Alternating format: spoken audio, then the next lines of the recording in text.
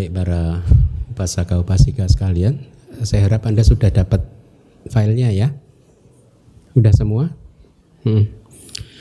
Baik, kita langsung saja masih di bab ke-7 di kelas yang ke-9 ya. Ringkasan total ya. Jadi kita masuk di subbab yang berikutnya yaitu sabak sanggaha ya. Saya terjemahkan menjadi ringkasan total. Ikuti saya. Sabak sanggaha, pancakanda, rupa kanda, wedana kanda, sanya kanda, sangkara kanda, winyana kanda. Coba diulangi lagi supaya Anda hafal.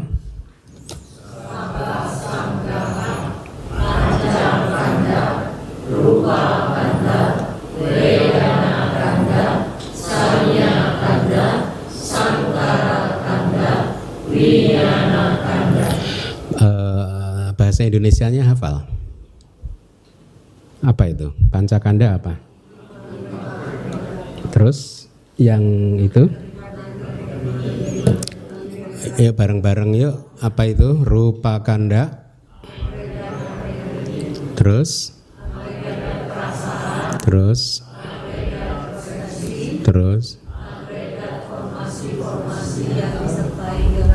Iya, terus? Iya. Kalau kita bicara kanda, agregat, sangkara, Anda bayangkan saja bahwa ini adalah 50 cetasika, tetapi yang dikepalai, diketuai oleh cetana kan, ketua kelasnya kan? Ya, jadi bisa diterjemahkan menjadi formasi-formasi yang disertai dengan kehendak atau formasi-formasi dengan kehendak atau dipimpin. Saya kayaknya di Sutta itu menerjemahkan istilahnya ini. Ada istilah baru yang saya perkenalkan. Formasi apa ya? Saya lupa. Ada istilah yang kayaknya lebih bagus gitu.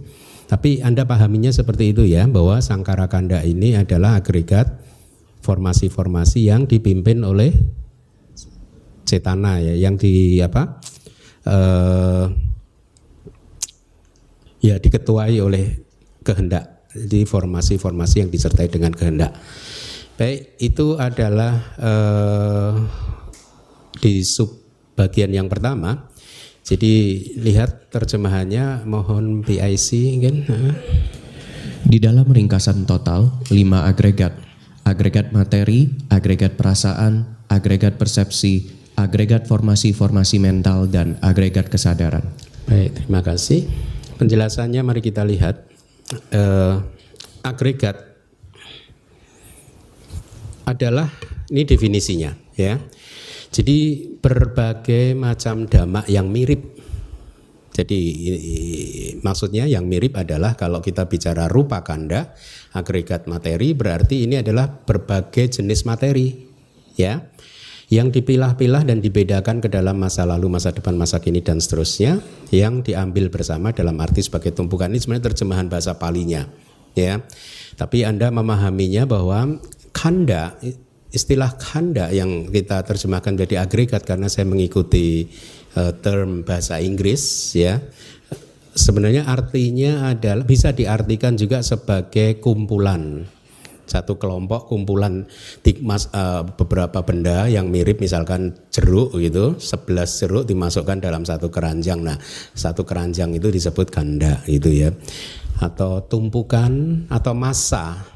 Ya, massa atau ya agregat gitu. Karena dulu saya dari ini ya, teknik ya. Agregat itu kan bahan-bahan kalau mau bikin campuran semen itu kan agregatnya 321 misalkan. 321 itu berarti pasirnya 3, kapurnya 2, semennya 1 takaran. Itu disebut agregat itu, agregat beton. Ya, jadi Anda harus memahami sekarang bahwa disebut agregat adalah karena ini merujuk kepada dhamma-dhamma yang satu mempunyai kemiripan, yang dipilah-pilah dan dibedakan ke dalam masa lalu dan seterusnya. Ada berapa pembedaan di kitab kita? Ingat nggak? 11 apa saja? Masa lalu, masa depan, masa kini, atita, anagata, pacupana, ajata, wabahidawa, internal dan eksternal, olarikawa, sukumawa, yang kasar dan yang halus, hinawa, panitawa, inferior dan superior, yang dure santike, kok 9 aja? Coba dihitung lagi. Masalah atita, anagata, pacupana, masa lalu, masa depan, masa sekarang. Ajatawa, bahidawa, internal dan eksternal. Olarikawa, sukumawa, ya, kasar dan lembut. Hinawa, panitawa, inferior dan superior. Yang dure santik. Dura santika bahasa Palinya. Jadi jauh dan dekat. 11 ya, hafal ya. Nah, materi apapun yang berasal dari 11 kelompok ini dikumpulkan semua di dalam satu keranjang, satu kelompok, itulah yang disebut agregat. Ya. Sebenarnya klasifikasi 11 klasifikasi ini sudah mencakup keseluruhannya, sudah tidak ada lagi di luar 11 ini. Ya. Walaupun definisi dari agregat itu seperti itu, tetapi pada saat kita sedang merujuk kepada satu individu rupa pun, itu termasuk juga rupa kanda. Jadi tidak harus berasal dari 11 klasifikasi baru disebut kanda, tidak. Satu individu rupa pun itu pun bisa disebut kanda. Kalau kita bermeditasi kan begitu. Pada saat misalkan diminta untuk mengamati nama rupa, kan akhirnya kita akan pengetahuan vipassana kita akan memberitahu kita bahwa perasaan yang baru muncul ini vedana kanda, persepsi tentang objeknya itu adalah sanya kanda. Itu kan individu-individu cetasika saja, satu aja. Ya, tidak harus dari 11 klasifikasi tadi untuk bisa disebut sebagai agregat, ya. Walaupun definisinya seperti itu. Paham ya maksud saya ya? Oke. Nah,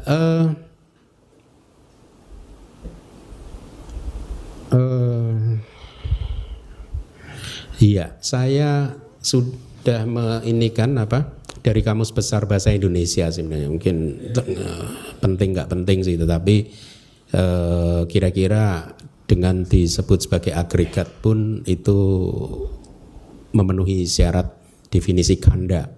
Atau kanda juga bisa disebutkan sebagai massa gitu. Jadi kalau Kamus Besar Bahasa Indonesia, massa double S itu adalah sejumlah besar benda, zat dan sebagainya yang dikumpulkan, disatukan menjadi satu dalam satu kesatuan, itu massa. Jadi kanda juga bisa diterjemahkan jadi massa.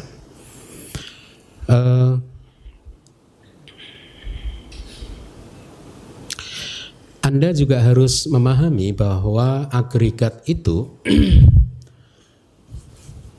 walaupun kita menyebutnya sebagai agregat, tetapi terminologi agregat sendiri itu bukanlah satu wujud yang nyata. Ya. Jadi dia hanya alat bantu kita saja, kebenaran konvensional untuk membantu kita, atau Buddha menggunakannya sebagai alat bantu untuk menyampaikan kepada murid-muridnya bahwa kita ini terdiri dari 5 agregat, ya, yang berasal dari 11 klasifikasi, begitu ya. Jadi agregat itu bukanlah sesuatu yang hakiki, ya. Dia hanya eksis di pikiran kita, ya. Oke, kita lanjutkan. Oleh karena itu, Begawan telah menyatakan dengan kalimat yang diawali, setelah mengumpulkan dhamma tersebut bersama dan menumpuknya menjadi satu, inilah yang dikatakan sebagai agregat materi dan seterusnya harusnya. Demikian pula dengan agregat perasaan, agregat persepsi, sangkara, formasi-formasi yang disertai dengan kehendak, dan agregat kesadaran pun juga pengertiannya sama itu ya. Berkaitan dengan rupa kanda, saya lebih suka menyebut rupa kanda sebagai agregat materi dibandingkan agregat tubuh jasmani. Ya. Walaupun di Indonesia kadang dipakai agregat tubuh jasmani, tapi Anda harus benar-benar memahaminya dengan tepat. Pada saat digunakan istilah agregat tubuh jasmani itu benar-benar hanya berbicara tentang tubuh jasmani kita, internal atau eksternal gitu. Tapi kalau kita bicara agregat materi, itu materi secara universal, internal dari 11 klasifikasi tadi, ya toh? Jadi kalau Anda bermeditasi dan melihat rupa aramana misalkan, objek bentuk itu pun juga termasuk rupa kanda. Padahal dia ada di luar tubuh jasmani. Anda sedang menganalisa sada suara yang masuk ke telinga Anda analisa, itu pun juga rupa kanda. Ya.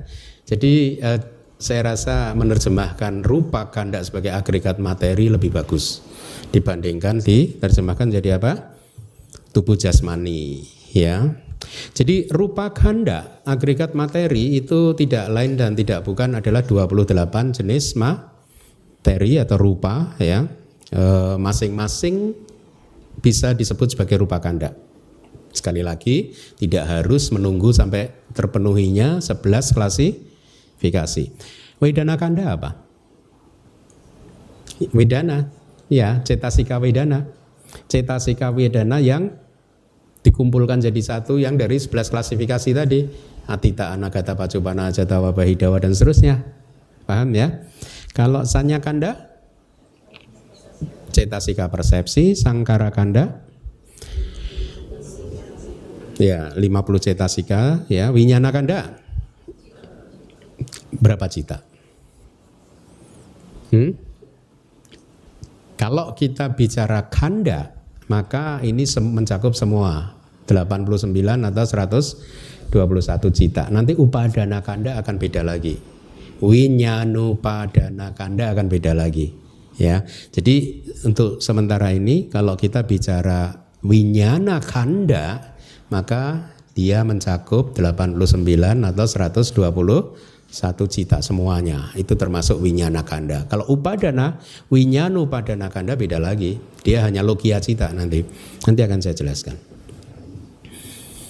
Selanjutnya, agregat tersebut dikatakan hanya ada 5. Nah ini menarik ini, ya. Anda boleh hafalkan ini. Jadi ini masing-masing adalah perumpamaan untuk agregat, untuk kanda. Sebagai bejana, ikuti saya, bejana. Bahasa Palinya lihat mirip kan, bhajana. Ya, saya terjemahkan bejana aja mirip. Sebenarnya saya udah menemukan beberapa, lumayan banyak sih kata-kata Pali yang mempunyai kemiripan dengan bahasa Indonesia. Artinya bahasa Indonesia mengambil dari Pali ya, karena dia lebih tua kan. Makanan, bojana, kari, byanjana. Anda tahu kari kan ya? Kari ya, bumbu itu ya, semacam apa ya, yang bikin makanan tambah jadi enak gitu kan. Tukang masak, batak karaka, seorang yang makan, bunjaka. Lihat, yang sudah belajar Pali tahu, kalau kata kerja makan apa? Bunjati. Kalau ti-nya diganti ka menjadi kata benda yang makan. Ya, seseorang yang makan itu bunjaka ya. Jadi kita hafalkan bhajana, bojana, byanjana, batak karaka, bunjaka. Nah ini 5 ini logikanya bagus ya, yang disampaikan di Abhidhamma ya, khususnya Vibhawinitika ya. Dia mengikuti logika berurutan seperti ini nanti, seperti yang Anda lihat di slide berikutnya. Jadi materi atau dalam kurung tubuh jasmani, sekarang karena sedang bicara tubuh jasmani kan, ya, karena menjadi penopang untuk perasaan. Kalau nggak ada materi, nggak ada tubuh jasmani, perasaan juga nggak bisa muncul. Sebenarnya juga persepsi nggak bisa muncul juga sih, ya. Maka dia menyerupai bejana. Bejana itu tahu nggak sih, tempat untuk menampung sesuatu itu loh, ya. Kayak apa sih bejana, tahu ya? Nah, jadi tubuh jasmani kita ini diibaratkan seperti bejana, sebagai tempat untuk menampung sesuatu. Di sini dikatakan sebagai tempat untuk menampung perasaan. Kenapa? Karena perasaan itu adalah seperti makanan. Lihat yang di bawahnya itu. Ya, jadi ini bejana untuk menampung makanan. Ya, bejananya adalah tubuh jasmani, makanannya adalah perasaan. Paham ya? Karena harus dinikmati. Anda harus hati-hati di sini. Kalau di buku-buku pertama, buku Cetasika juga perasaan itu perasaan saya terjemahkan bukan yang harus dinikmati, tetapi yang menikmati kan, ya kan?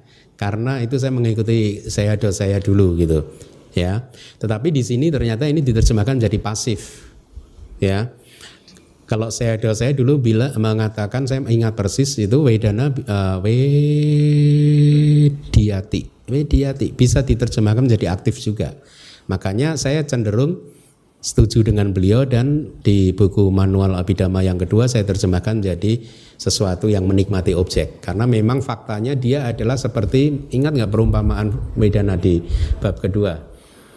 Seperti raja kan? Ya, yang masak siapa? Yang masak tukang masak kan? Si tukang masak begitu masak untuk raja, dia hanya mencicipi sedikit aja untuk memastikan makanannya enak kan.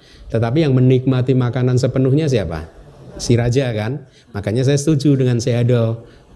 Jadi perasaan tidak diterjemahkan jadi sesuatu yang harus dinikmati, tetapi yang harus menikmati. Tapi sekarang kita bertemu di Vibhawinidika, kembali lagi menjadi pasif. Yang harus dinikmati itu karena harus dinikmati gitu. Dia memberi perumpamaan seperti makanan. Ya, jadi jangan bingung, nggak apa-apa ada perbedaan-perbedaan seperti ini.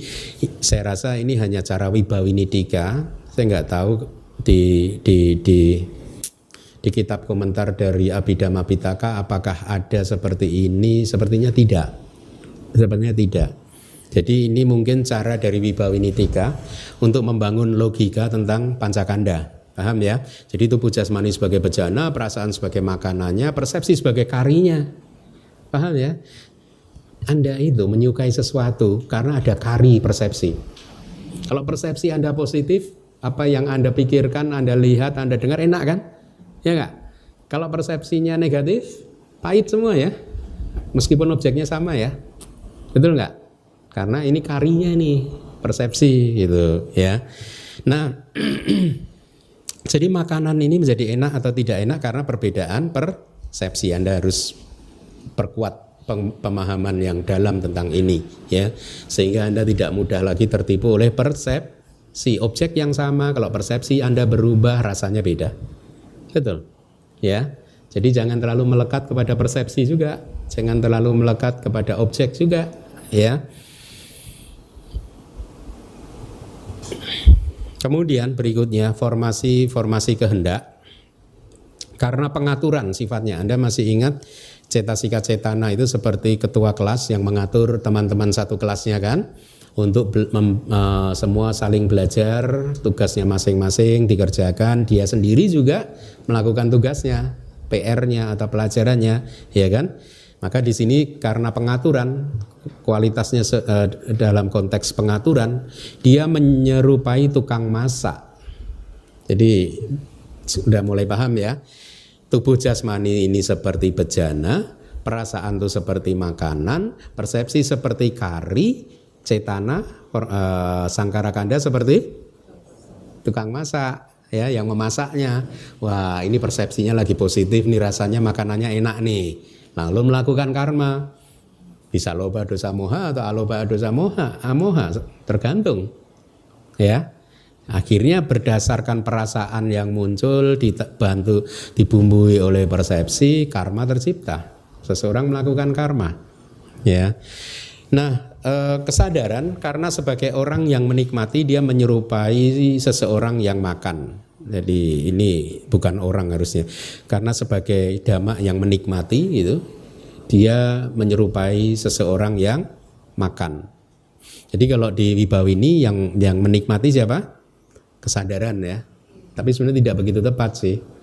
Harusnya lebih benar seperti raja itu, Itu lebih benar. Tapi nggak apa-apa karena saya rasa ini cara dari beliau yang menulis Wibawinidika untuk membangun logika tentang 4 agregat. Ya, jadi sekali lagi 5 agregat. 5 agregat itu apa saja? Seperti apa? Bhajana, yaitu bejana, bojana, makanan, kemudian kari, terus tukang masak, terus orang yang menikmatinya, ya, itu logikanya begitu. Nah, sekarang kita masuk ke kelompok yang berikutnya, Pancupadana Kanda. Anda perhatikan itu terdiri dari 3 kata, panca plus upadana plus kanda, ya. Panca adalah 5, upadana kita terjemahkan jadi pelekatan, kanda adalah agregat. Berarti ini adalah, Anda menerjemahkannya adalah 5 agregat baru yang di tengah, ya. 5 agregat. Nah, seringkali seseorang menerjemahkan jadi 5 agregat pelekatan. Apa itu 5 agregat pelekatan? Makanya saya beberapa kali menyampaikan kan, tidak mudah ternyata mengajar Abhidhamma kalau tidak paham Pali loh. Kalau Anda, guru Anda mengajarkan Pancupadana Kanda adalah 5 agregat pelekatan, apa itu Pak maknanya coba? Apa itu pengertiannya? Padahal artinya sesungguhnya ini adalah 5 agregat yang menjadi objek untuk pelekatan, objek untuk upadana itu. Kita udah belajar upadana, ada berapa upadana? 4. Apa saja? Kamupadana, Ditupadana, Silabatupadana, Atawadupadana. 4 upadana. 4 upadana ini berapa cetasika? Kamupadana loba, Ditupadana didik, Silabatupadana didik, Atakwadu apa? Didik juga ya? Silabatupadana, Atakwadu pelekatan berada. Iya didik. Berarti hanya 2 cetasika ya, loba dan di, ya. Jadi sekarang Anda tahu upadana adalah loba dan di. Semester depan Anda akan diajarkan Paticca Samuppada, tanha pacaya upadana, ya. Dari nafsu kehausan sebagai kondisi maka upadana muncul, ya. Nah, upadana di sini walaupun di semester depan Anda akan diajarkan upadana ini sebenarnya di sini dalam konteks Paticca Samuppada harusnya itu hanya loba cetasika yang di-intensified, loba yang sudah semakin menguat. Kalau tanha itu juga loba cetasika, upadana dalam Paticca Samuppada juga loba cetasika, tetapi yang sudah semakin menguat. Setelah Anda mempunyai nafsu, keinginan terhadap sesuatu, terus Anda biarkan, tidak diamati, itu menjadi semakin kuat, ya. Itu yang disebut upadana. Jadi loba yang semakin menguat. Nah, sekarang kita di Pancupadana Kanda. Tadi terjemahannya adalah 5 agregat yang menjadi objek pelekatan. Ikuti saya, Rupupadana Kanda. Itu terdiri dari rupa plus upadana plus kanda. Berarti diterjemahkan jadi agregat materi yang menjadi objek upadana atau pelekatan. Wedanupadana Kanda. Sama, wedana, upadana, kanda, agregat perasaan yang menjadi objek pelekatan. Sanyupadana Kanda. Sanya, upadana dan kanda. Sangkarupadana Kanda. Sangkara, upadana dan kanda. Winyanupadana Kanda. Itu winyana, upadana dan kanda. Nanti Anda perhatikan bedanya. Ini adalah terjemahannya, ya.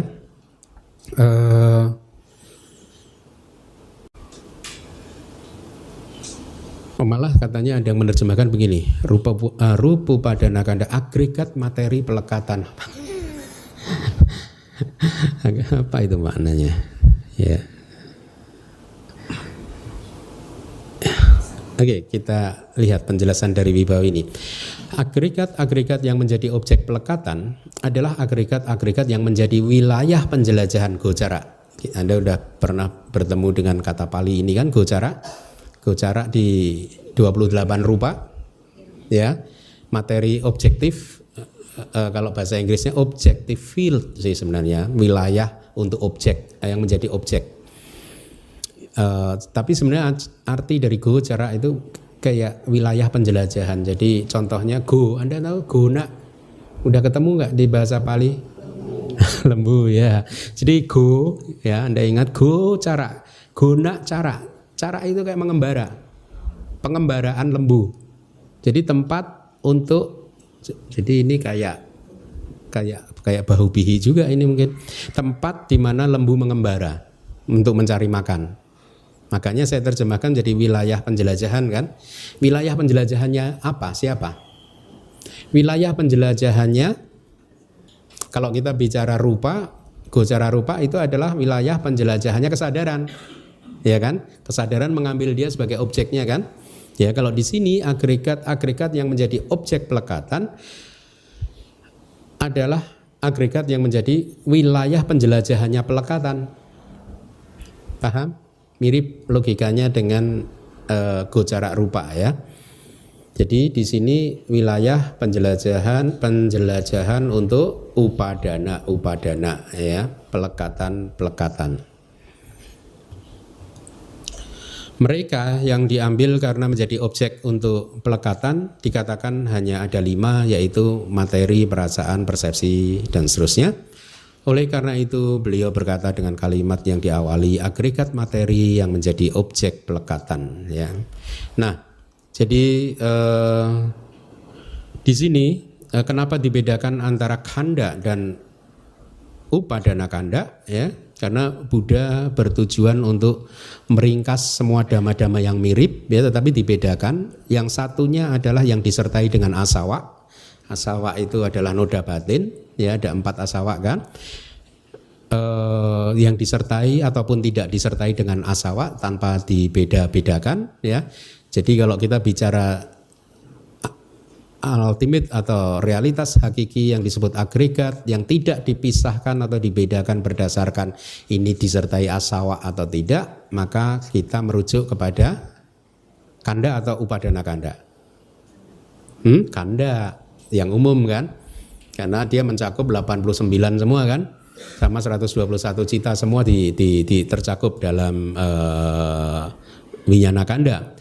Akan tetapi dengan tujuan untuk memperlihatkan ruang lingkup objek vipassana yang selalu disertai dengan asawa, maka upadana kanda diajarkan oleh Buddha.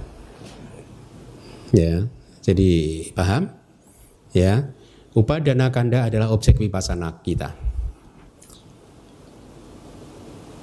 Sebenarnya kalau kita bicara objek vipassana adalah nama rupa.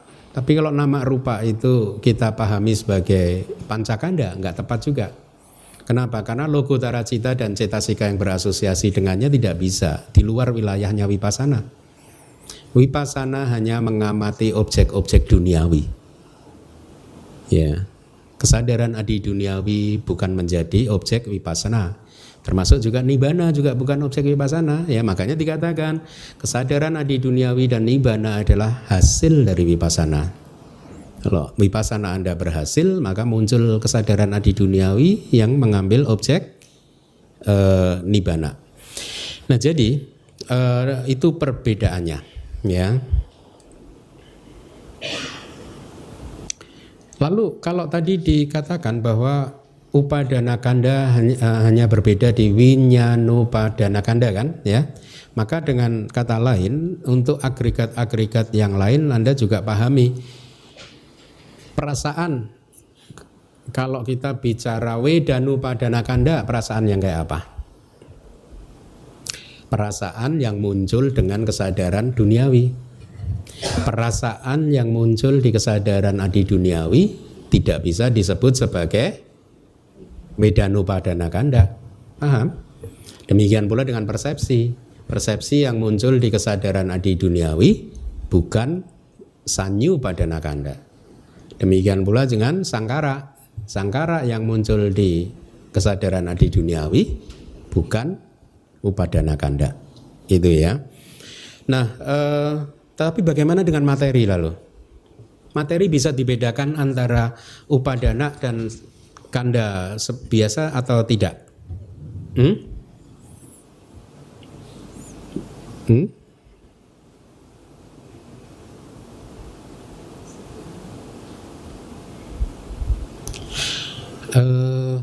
Materi tadi definisinya apa? Tadi pertama disebut kanda, ya, itu pada saat kita tidak membedakan sesuatu yang disertai dengan asawa dan tidak, ya. Tapi kalau bicara upadana kanda, kita bicara dharma yang hanya disertai dengan asawa, kan? Paham? Nah, sekarang materi itu apa? Sasawa, ya. Ya, bagus. Anda masih ingat pelajaran bab 6, ada 6 klasifikasi sasawa, kemudian apa? Logia, ya kan? Kamawacara, gitu. Ada 6 apa itu? 6 kelompok, ya, 6 definisi dari materi gitu. Jadi materi itu adalah logia sekarang, sasawa juga. Ya, dengan demikian Anda harus paham gitu bahwa materi selalu logia. Tapi materi bisa disebut rupa kanda tidak? Karena dia logia saja. Tidak lokutara. Bisa dong. Kan tadi definisinya kalau kanda itu mencakup 2 kan, dicakup semua kan, baik yang bersama disertai dengan asawa maupun yang tidak disertai dengan asawa, ya. Tapi saya mengajukan pertanyaan ini supaya pemahaman Anda lengkap saja. Kalau Vedana dia bisa muncul di lokutara, tapi materi tidak bisa. Walaupun demikian materi bisa disebut sebagai rupa kanda atau rupupadana kanda. Tetap, karena definisi dari rupa kanda adalah bisa disertai asawa ataupun tidak disertai asawa, itu mencakup atau bisa disebut sebagai rupa kanda. Jadi tidak ada bedanya antara materi, ya. Apa lagi?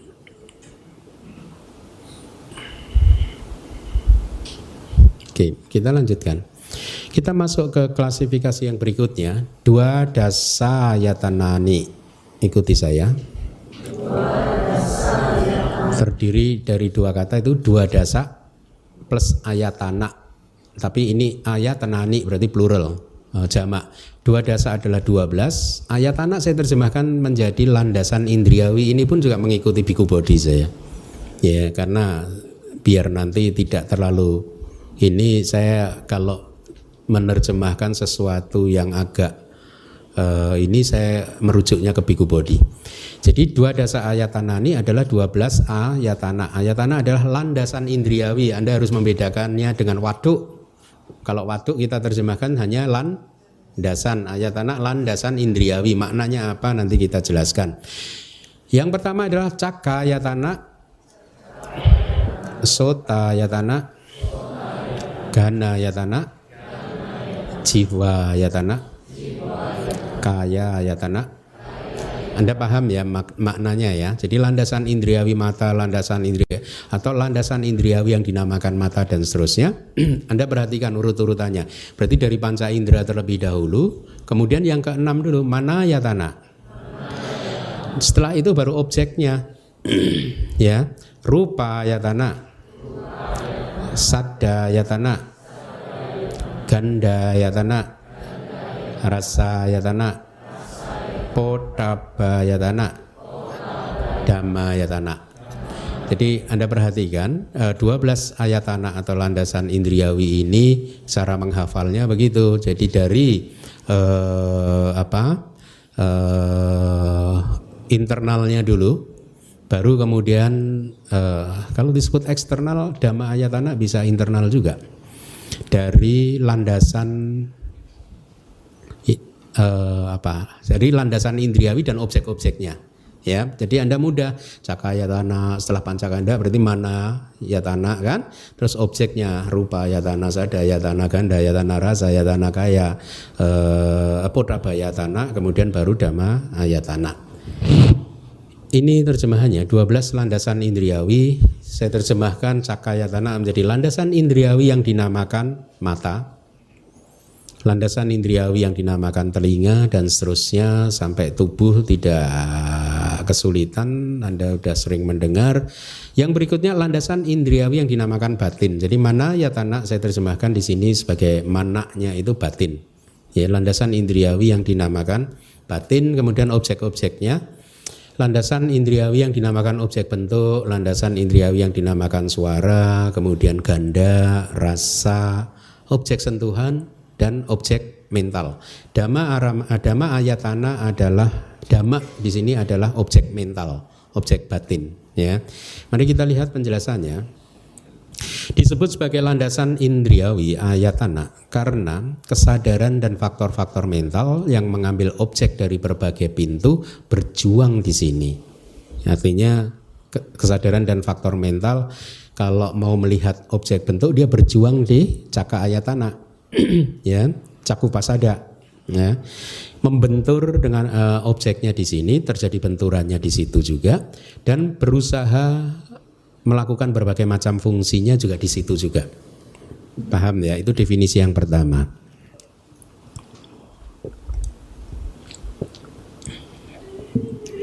Ayatana itu sebenarnya juga bisa diterjemahkan menjadi tempat atau lokasi atau landasan, ya. Jadi ini pengertiannya sama, baik itu tempat, lokasi atau landasan. Jadi ini tempat. Makanya tadi definisinya misalkan caka ayatana di cakupasada, di bola mata kita, dia menjadi tempat di mana cita dan cetasika berjuang di sini untuk berbenturan dengan objeknya, sehingga akhirnya cita bisa melakukan fungsinya masing-masing kan, di dalam proses kognitif pintu mata. Itu definisi yang pertama harusnya. Ada beberapa definisi lain yang satu kayaknya agak sulit dipahami. Atau mereka ayatana memperluas, menyebarkan dhamma-dhamma yang memasukinya. Ini yang saya maksud tadi. Saya sempat merenung ini apa maksudnya. Ada yang tahu ini maksudnya? Kalau dianggap menyebarkan objek bentuk tidak juga, atau suara masuk di berbenturan dengan sota pasada, suara juga tidak tersebar. Ya, suara ya hanya bergerak di situ saja. Atau mereka menuntun dan memutar duka di dalam samsara menjadi memanjang. Nah ini benar, masih bisa dipahami. Jadi karena ada ayatana inilah maka jumlah kelahiran bisa bertambah. Ya, karena dari sana akan selalu terjadi benturan dengan objek. Selama kita masih putu jana, maka kita akan bereaksi dengan akusala cita, jawananya kan, atau bahkan dengan kusala cita pun juga memperpanjang jumlah kelahiran kan. Ya, ini definisi ini masih bisa dipahami. Atau mereka menjadi sebab untuk kesadaran mata, ini pun masih bisa dipahami. Ya, kan Anda masih ingat kan ada berapa sebab untuk kesadaran mata? 4 atau 5. Matanya tidak rusak, sehat matanya. Ya, kemudian apa? Ada objek bentuk, ada cahaya, dan ada perhatian. 4. Ya, ini salah satunya. Berarti matanya tidak rusak. Kalau kita bicara mata tidak rusak, sebenarnya cakupasada kan, bukan bola mata loh. Ya, cakupasada.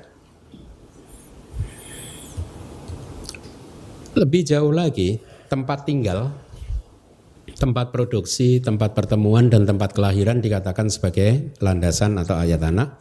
Oleh sebab itu mereka juga disebut landasan karena menjadi tempat tinggal untuk kesadaran mata dan lain-lain. Artinya dan lain-lain itu berarti kesadaran telinga, kesadaran hidung, kesadaran lidah, dan seterusnya, beserta pintu dan objeknya masing-masing. Jadi tadi ayatana itu adalah tempat atau lokasi, tempat berkumpulnya gitu ya. Ini pemahamannya, definisinya. Jadi mereka ada 12 ayatana, yaitu 6 landasan indriawi internal, ya yang sekaligus bisa menjadi pintu, dan 6 landasan indriawi eksternal yang menjadi objek. Seharusnya dhamma ayatana, Anda ingat nggak dhamma aramana itu apa saja? Pasada, sukuma, cita, cetasika, nibbana, panyati. Ya, Anda bayangkan ini dhamma aramana, objek dhamma, objek mental adalah pasada rupa, sukuma rupa. Iya, kita analisa dulu. Anda ikuti dulu. Pasada rupa, sukuma rupa, kemudian cita, cetasika rupa, dan panyati. Cita, cetasika, nibbana, dan panyati. Panyati tidak termasuk dalam ayatana, karena ayatana hanya berbicara tentang realitas hakiki.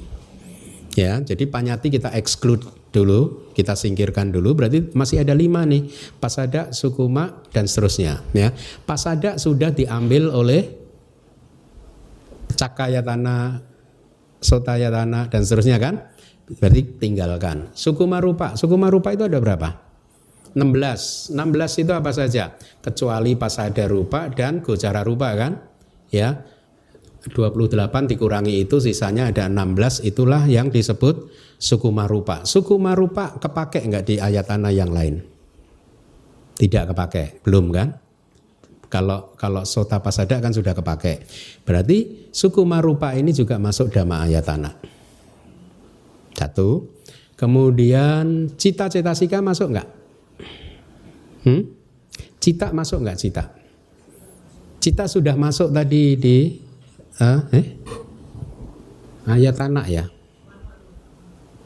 Di mana ayatana? Sudah masuk dia. Ini kita bicara dhamma ayatana loh ya. Jadi cita tidak termasuk di dhamma ayatana juga karena dia masuk di mana ayatana ya. Berarti baru dapat 16 sukuma rupa. Cetasika udah kepake belum? Belum, di tempat lain belum kepake kan? Berarti 52 cetasika juga termasuk dhamma ayatana. Kemudian nibbana belum.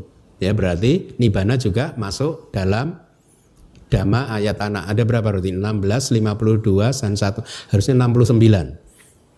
16, 52, 58. Ya, 69 ya. Dhamma ayatana adalah 69 realitas hakiki. Itu kalimat palinya. Makanya tadi saya hitung dulu. Apa saja? 16 sukuma rupa, 52 cetasika, dan nibbana. Ya, 16 tambah 52 ditambah 1. Nibbana ada berapa? 1 ya. Nah, jadi dhamma ayatana totalnya berapa? 69 dhamma. Sekarang mana ayatana? Mana ayatana? Landasan indriawi yang disebut batin ya, yaitu 89 cita ya, dan 100 atau 121. Bisa dibagi ke dalam berapa elemen? Masih ingat nggak pelajaran bab 3?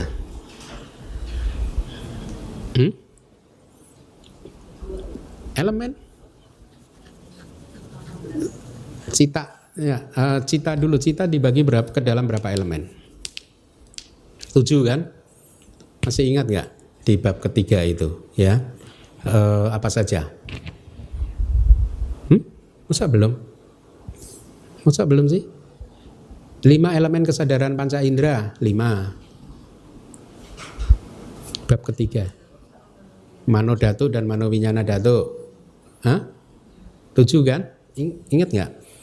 Elemen panca indera 5. Mano dhatu elemen batin ya. Ke-6 mano winyana dhatu. Berarti 7 kan? Elemen kesadaran batin. Elemen panca indera berapa kesadaran? 10. Mano dhatu berapa kesadaran? 13. Berarti mano winyana dhatu berapa kesadaran? 76 ya. Itu adalah kesadaran kalau dibagi ke dalam elemen. Jadi sama, mana ayatana juga bisa dikelompokkan ke dalam 7 elemen ini ya. Nah, sekarang Anda sering kan mendengar kalau dulu di hari Minggu saya ceramah cak kunca cak cakunca, rupeca, patica, caku winyana upajati. Sering kan Anda dengar itu ya.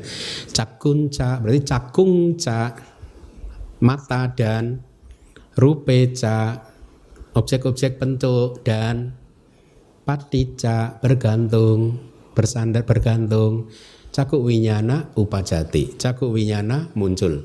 Artinya terjemahannya cakunca rupeca patica caku winyana upajati, bergantung kepada mata dan objek bentuk, maka kesadaran mata muncul. Nah, Anda bisa analisa sekarang mata itu apa di sini, berarti cakayatana. Objek bentuk apa? Rupayatana. Kemudian caku winyana masuk di mana?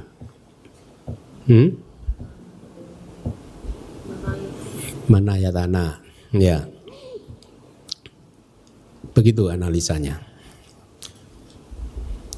Jadi kembali lagi, kalau kita berbicara ayatana, kita membagi damak-damak berdasarkan pintu dan objek. Karena nanti waktu kita bicara elemen akan tambah lagi, tidak pintu dan objek, tapi dengan kesadarannya juga akan dipecah, ya. Jadi cakayatana itu adalah pintu mata, sama, ya. Meskipun definisinya berbeda, ya, karena dia merujuk pada satu realitas hakiki yang sama, yaitu apa? Caku pasada. Sota ayatana dan pintu telinga sama juga, karena dia merujuk pada satu realitas hakiki, yaitu apa? Sota pasada dan seterusnya, ya. Nah, di dalam Sayadaw, Myanmar Sayadaw dulu juga mengatakan begini. Mana ayatana?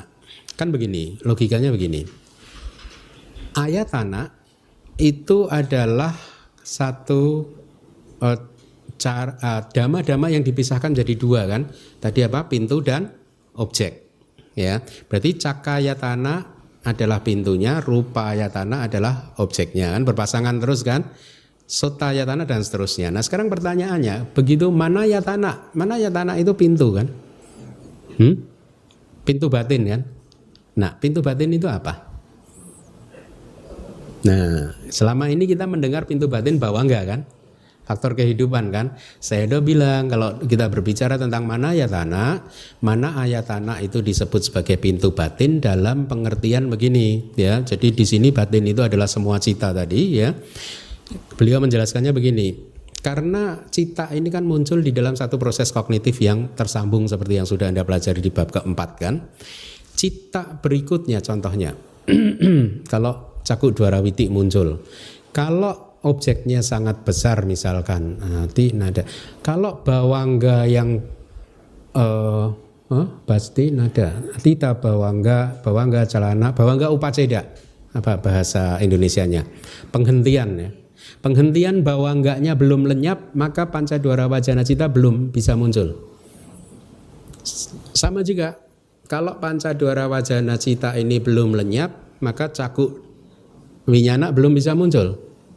Kalau caku winyana belum lenyap, maka sampaticana belum bisa muncul. Demikian seterusnya. Demikian juga di proses-proses kognitif yang lain. Nah, dengan pengertian seperti ini, maka semua cita dalam konteks mana ayatana itu dianggap sebagai pintu. Artinya begini, pancadwara wajana cita adalah pintu untuk caku winyana. Caku winyana adalah pintu untuk sampaticana. Sampaticana adalah pintu untuk santirana. Santirana untuk wotapana. Wotapana untuk jawana.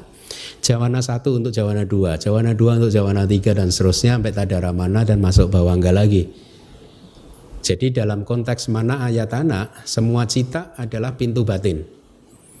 Tapi secara strictly speaking, sesungguhnya pintu batin adalah hanya bawangga. Gitu ya pengertiannya ya. Kenapa harus begitu? Karena untuk mempertahankan tadi, kan ayatana itu 12 dhamma yang dipisah menjadi dua kelompok kan, pintu dan objek. Berarti mana ayatana pintu. Nah, pintu batin padahal bawangga. Oh tidak, dalam konteks ayatana begitu katanya. Paham ya?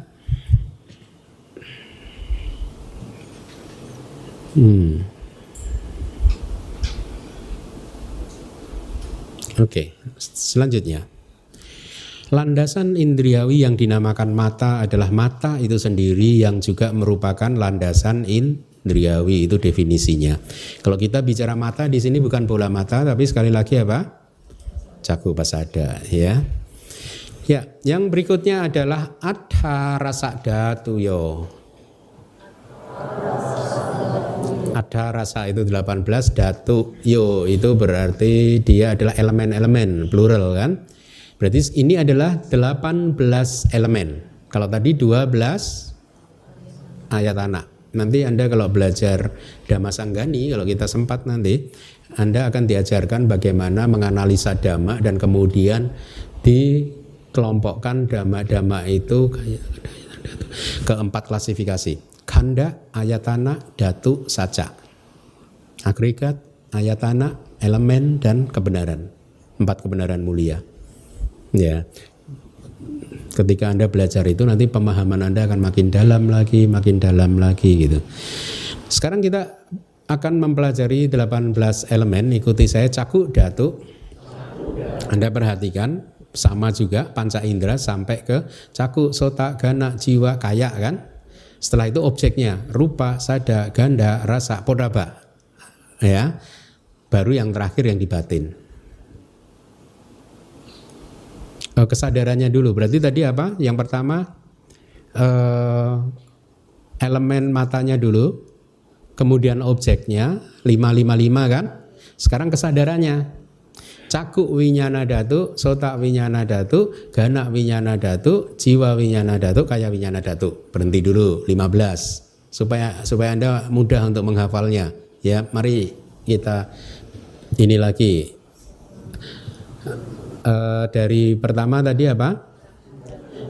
Caku datu, sota datu, gana datu, kaya datu. Sekarang objeknya rupa datu, sada datu,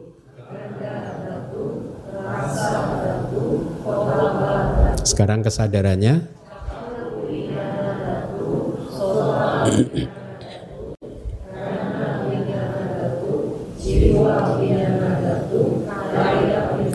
lima 15 selesai. Baru sekarang aktivitas di batin. Aktivitas batin yang disebut sebagai ininya, pintunya di sini adalah mano datu. Objeknya adalah dhamma datu. Kesadarannya adalah mano winyana datu. Kira-kira begitu logikanya ya. Jadi mano datu, dhamma datu, mano winyana datu. 18 elemen sudah kita sebutkan ya. Jadi sekali lagi cara menghafalnya, yang pertama adalah panca indera, 5 yang kedua adalah objeknya masing-masing, 5 yang ketiga adalah kesadarannya masing-masing, 3 yang terakhir adalah mano datu, dhamma datu, kemudian mano winyana datu. Ini adalah bahasa Indonesianya, saya rasa tidak perlu dibaca. Ini saya juga masih belum memperbaiki ya. Harusnya elemen yang disebut mata, elemen yang dinamakan telinga dan seterusnya ya. Mungkin yang terakhir aja, 3 yang terakhir, elemen batin, elemen objek mental, dan elemen kesadaran batin. Itu adalah mano datu, dhamma datu, dan dhamma winyana datu. Penjelasannya adalah begini. Elemen-elemen atau disebut sebagai elemen atau elemen-elemen adalah dhamma-dhamma yang membawa karakteristik alamiahnya sendiri. Attano sebawang daren titik datu. Yo, itu definisinya ya. Dia membawa ya. Anda tahu nggak istilah Tipitaka Dara? Ya, karena beliau adalah seseorang yang membawa Tipitaka kemana-mana. Dibawa di mana? Di dalam memorinya. Ya. Atau mereka mengatur berbagai macam duka di dalam sangsara sesuai dengan kelahiran. Artinya kelahiran yang kita ambil. Itu definisinya ya. Definisi yang berikutnya, mereka dipikul dan dibawa oleh makhluk-makhluk seperti barang bawaan oleh pembawa beban. Ya, itu di 18 elemen kita pikul terus kan. Hanya merekalah pengatur duka. karena perilakunya yang tanpa pengendali. Ini perilaku tanpa pengendali itu anatta ya, ciri dari anatta. Dengan melalui mereka, dukkha di dalam samsara mengikuti selaras dengan makhluk-makhluk. Jadi artinya makhluk-makhluk dimanapun, lahir sebagai apapun ya, maka dukkha ini akan selalu mengikuti. Tidak bisa tidak. Tidak ada makhluk yang terbebas dari dukkha. Bahkan Buddha pun nggak terbebas kan. Begitu parinibbana baru bebas. Ya. Dan dukkha yang telah diatur sedemikian rupa mati dan diletakkan juga di dalam elemen-elemen itu sendiri ya. Kalau meninggal dunia juga matinya di sana juga. Ini cara kitab komentar mendefinisikan begitu. Seperti halnya elemen rasa, darah dan lain-lain adalah konstituen untuk tubuh, atau seperti halnya elemen-elemen berwarna kuning, saya nggak tahu ini orpimen karena di kamusnya nggak ada. Jadi ini hanya bercerita bahwa elemen berwarna kuning dan merah arsenik adalah konstituen, komponen pembentuk batu karang. Mereka elemen-elemen tadi, datuk tadi yang kita sudah baca ada 18 tadi, itu menjadi konstituen untuk dhamma yang harus dipahami. Itu dari Vibhawinitika. Kembali lagi, caku datuk itu realitas hakikinya apa? Caku pasada, sota datuk, sota pasada, dan panca indera yang lain itu elemen atau dhamma-dhamma atau realitas hakikinya adalah pasada rupa ya. Kalau rupa datuk apa? Rupa juga. Kalau kemudian caku winyana datuk ada berapa kesadaran mata? 2. Demikian pula dengan sota winyana datuk dan seterusnya kan. Mano datuk 3 apa saja? Panca dwara wajana dan 2 sampaticana. Mano winyana datuk tadi udah dihitung 76. Dhamma datuk sama dengan dhamma ayatana. Ya, dhamma datuk dan dhamma ayatana sama 69 dhamma tadi. Ya. Ya, kita lanjutkan sedikit lagi. Ini topik yang berikut ini harusnya menarik. Cattari Arya Sacani. Ikuti saya. Ini adalah 4 saca, itu kebenaran-kebenaran sacani ya, Arya, suci atau mulia ya. Sebenarnya Arya itu lebih ke suci gitu ya, tapi kita terlanjur memakai mulia, nggak apa-apa lah ya. Berarti ini adalah 4 kebenaran-kebenaran mulia. Dukkang Arya Sacang. Kebenaran mulia yang dinamakan dukkha. Dukkha samudaya Arya Saca. Kebenaran mulia yang dinamakan samudaya asal mula dukkha. Dukkha nirodha Arya Saca. Kebenaran mulia yang dinamakan nirodha itu penghentian dukkha. Dukkha nirodha gamini pada Arya Saca.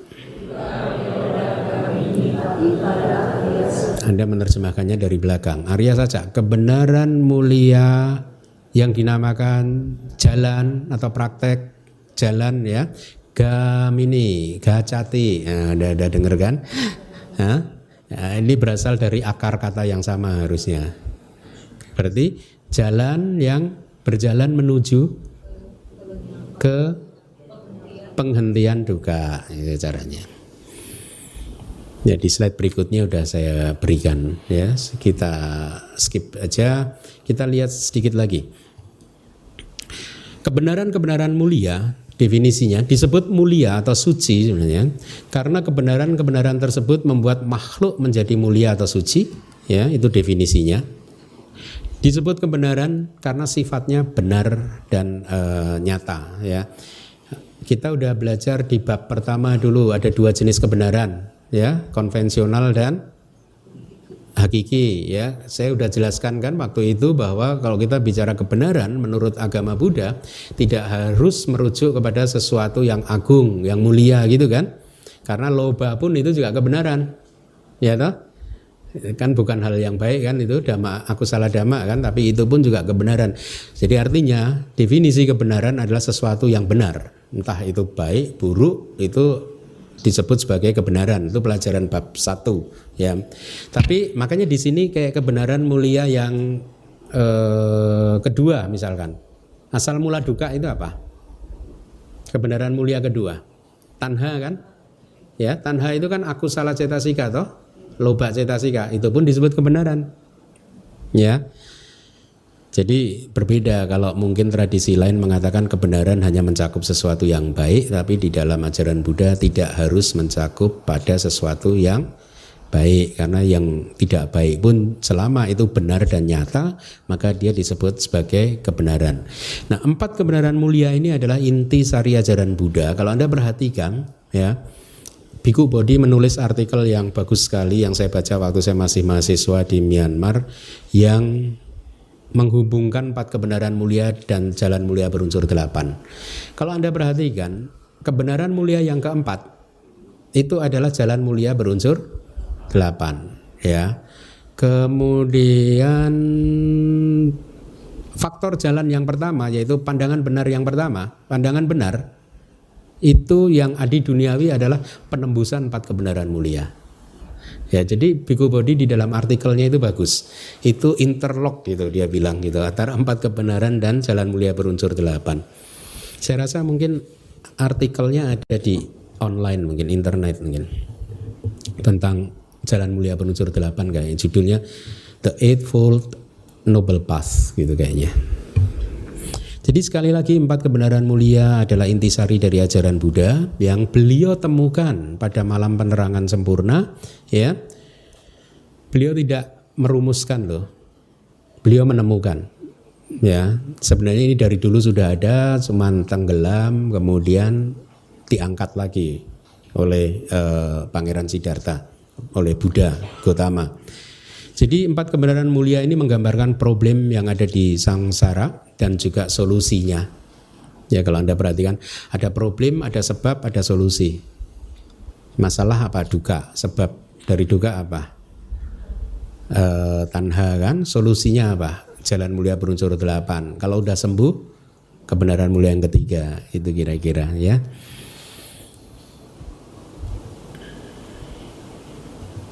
Oleh karena mereka menghasilkan 8 individu suci, ya, yaitu 4 individu yang sudah memasuki jalan atau bahasa Palinya adalah Maggata Pugala, ya, dan juga 4 yang berada di atas jalan buah yaitu Palata Pugala, ya, maka mereka disebut sebagai kebenaran mulia, ya.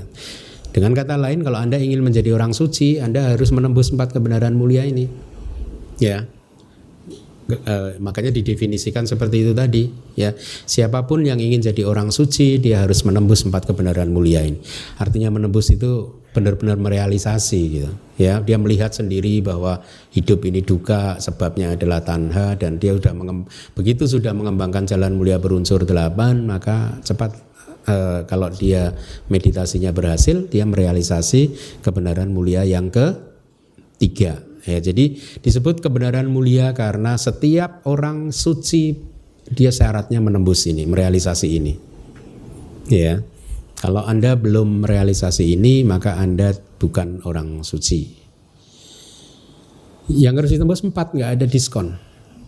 Misalkan 3 aja boleh nggak sih? Gitu, nggak harus. 1 aja boleh nggak? Yang saya akrab kebenaran mulia pertama mah, dan yang kedua deh. Gitu. Ketika tidak ada penembusan kebenaran, seseorang tidak tiba pada keadaan suci mereka. Tetapi ketika ada penembusan, seseorang pasti tiba pada keadaan suci. Selanjutnya, sifat yang menyiksa, ini untuk kebenaran mulia yang kedua. Sifat sebagai sumber kebenaran mulia yang ketiga. Sifat pelepasan, artinya terbebas dari duka, ya, yaitu nibbana. Dan sifat kebebasan hanya untuk duka.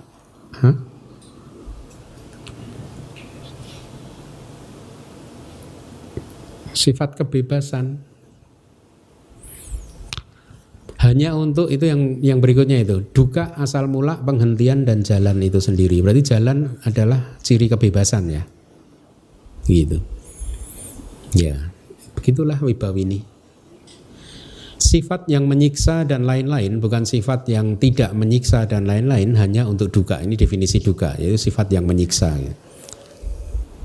Nanti akan ada definisi yang lain. Kenapa disebut menyiksa? Karena tersiksa oleh muncul dan lenyap. Begitu kita bicara definisi yang berikutnya tadi, tersiksa oleh muncul dan lenyapnya fenomena, maka segala sesuatu yang muncul dan lenyap itu duka. Jadi maha kusala juga duka. Meta karuna mudita upeka juga duka. Ya, panya juga duka. Kenapa? Karena muncul dan baru nibbana, nggak ada muncul dan lenyap. Ya itu nggak ada duka di sana. Oleh sebab itu, karena karakteristik tersebut menyebar di sana di 4 kebenaran mulia tadi dan tidak di tempat lainnya, maka hanya merekalah yang disebut sebagai kebenaran. Alternatifnya, kebenaran mulia adalah kebenaran para Arya, karena kebenaran tersebut harus ditembus oleh mereka, ya, atau kebenaran Arya.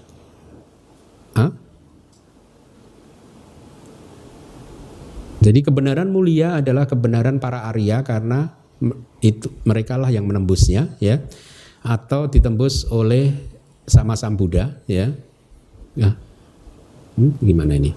Atau kebenaran Arya atau sama Sambuddha.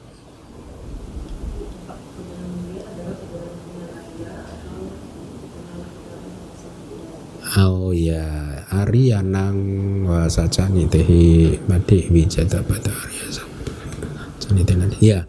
Jadi 4 kebenaran mulia adalah kebenaran para Arya atau kebenarannya sama Sambuddha. Ya, kenapa disebut kebenarannya sama Sambuddha? Karena kebenaran tersebut atau mereka, ya. Karena memang Pali itu begitu. Kalau kita bicara mereka bukan harus merujuk kepada orang, tetapi merujuk kepada kebenaran tadi atau 4 kebenaran tadi itu diajarkan olehnya, ya, itu definisinya. Selanjutnya berdasarkan keadaannya yang tercemar dan tidak tercemar, berdasarkan buah dan sebab, mereka ada 4 macam. Maksudnya gini, yang tercemar yang mana? Duka dan kebenaran mulia pertama dan kedua tercemar. Kebenaran mulia ketiga dan keempat tidak tercemar. Kebenaran mulia yang ketiga dan keempat, kebenaran mulia yang satu dan yang buah dan sebab.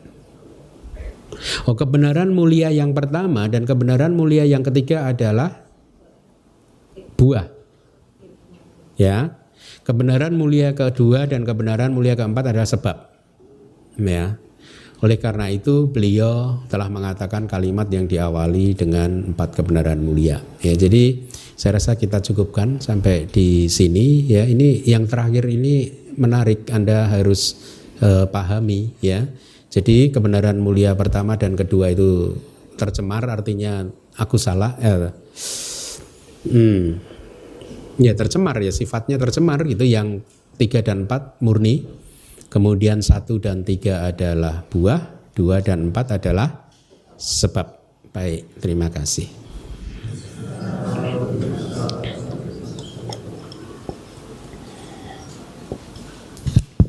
Terima kasih Bante atas penjelasannya malam ini. Kami persilahkan bagi Kalyanamita yang ingin bertanya.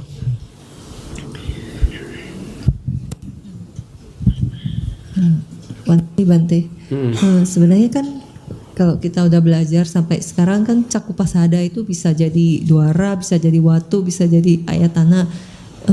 Maksudnya fungsinya untuk membedakan seperti itu untuk apa ya Bante? Iya, karena kadang misalkan kayak di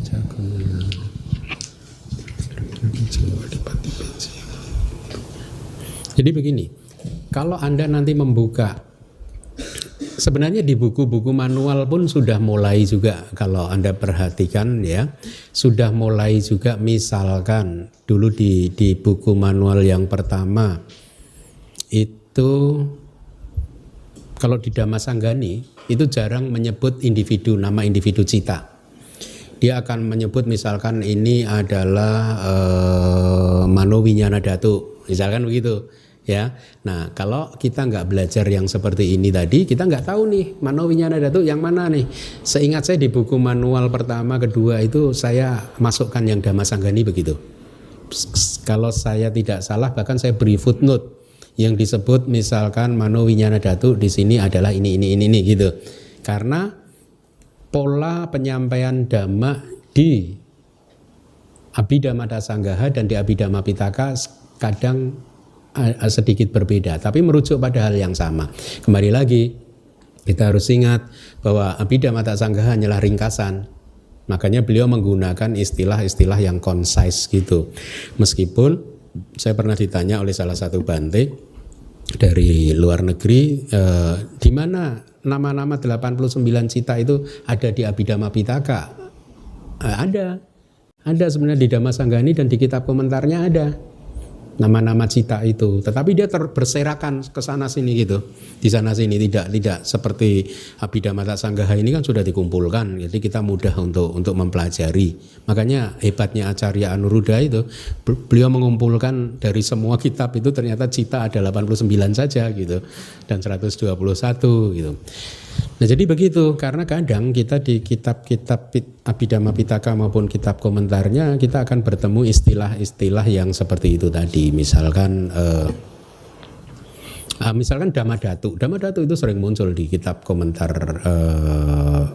Abhidhamma Pitaka gitu. Kalau kita nggak paham bahwa Dhamma Dhatu itu tadi adalah seperti Dhamma Ayatana, nah kita akan bingung kan? Karena tidak ada penjelasannya lagi di kitab. Nah, saya nggak tahu ya, karena saya nggak punya kitab sub komentar dari Abhidhamma Pitaka dan sub komentar. Setahu saya di kitab komentar nggak ada penjelasan Dhamma Dhatu, gitu. Tidak ada penjelasan bahwa ini 69 dhamma seperti yang tadi gitu, ya. Jadi mungkin itu maksudnya. Kadang kita misalkan bertemu. Jadi setahu saya di Abhidhamma Pitaka dan kitab komentarnya, ya, jadi bukan dari Abhidhamma Sanggaha Wibhawini ini, istilah-istilahnya seperti ini tadi, Dhamma Dhatu, Dhamma Ayatana, itu istilahnya gitu. Jadi berarti Cakupasada itu boleh kita bilang sebagai tempat diproduksinya cita gitu. Bisa disebut sebagai tempat, ya, tempat diproduksinya cita. Ya. Jadi sebagai penopang dan juga sebagai cita tempat yang muncul produksi. di proses kognitif pintu mata. Hanya yang kesadaran mata kan Bante? Oh ya, nanti kan ada dibedakan, ada yang di Hadaya Watu ya. Iya. Ya bisa. Terima kasih Bante. Silakan. Kayak di Padhana aja, mungkin semester depan kita akan bertemu dengan istilah-istilah ini. Nah, kalau nggak paham bingung lagi nanti. Karena Padhana itu dari Abhidhamma Pitaka. Ya. Kalau Paticca Samuppada masih mudah. Padhana istilahnya benar-benar murni nanti memakai istilah Abhidhamma Pitaka. Ya. Mano Winyana Dhatu misalkan ini muncul semua nanti. Dhamma Ayatana muncul semua nanti. Dhamma Dhatu itu kira-kira.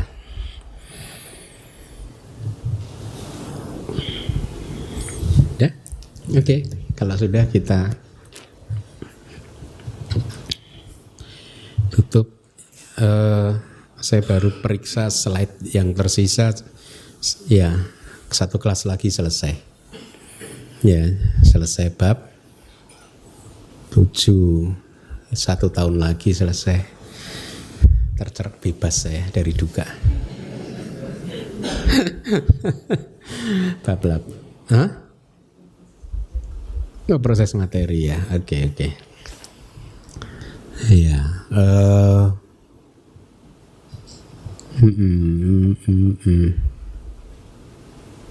Katanya gitu. Mempelajari materi lagi katanya, proses materi. Naskah buku manual 6 udah selesai sih saya kerjakan.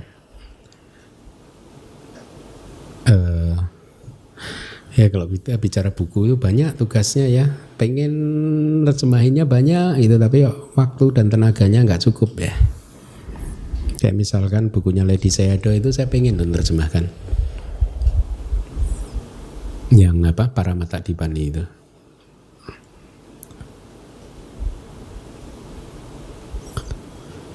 Jadi gimana hasilnya Anda belajar udah sampai bab 7? Blank enggak? Enggak. Anda merasakan manfaatnya enggak? Sekarang pemahaman Anda tentang ajaran Buddha makin terang benderang enggak? Makanya bener kan kata-kata saya, mempelajari ajaran Buddha tidak butuh waktu panjang kan? Sampai 10 tahun, 15 tahun nggak paham-paham kan? Dan saya selalu mengatakan Abhidhamma itu shortcut, jalan pintas untuk memahami ajaran Buddha itu Abhidhamma. Kalau Sutta lama nanti, karena nggak bicara tentang realitas hakiki sih, sehingga kadang kita kesulitan untuk memastikan ini maksudnya apa, ini maksudnya apa gitu ya. Tapi kalau sudah dijelaskan menurut Abhidhamma itu kan fix ya. Oh ya itu, pokoknya loba ya kayak gitu, dosa kayak gitu, ini kayak gitu ya. Jadi lebih ini, lebih enak. Abhidhamma atau Sutta? Abhidhamma. Lebih precise ya.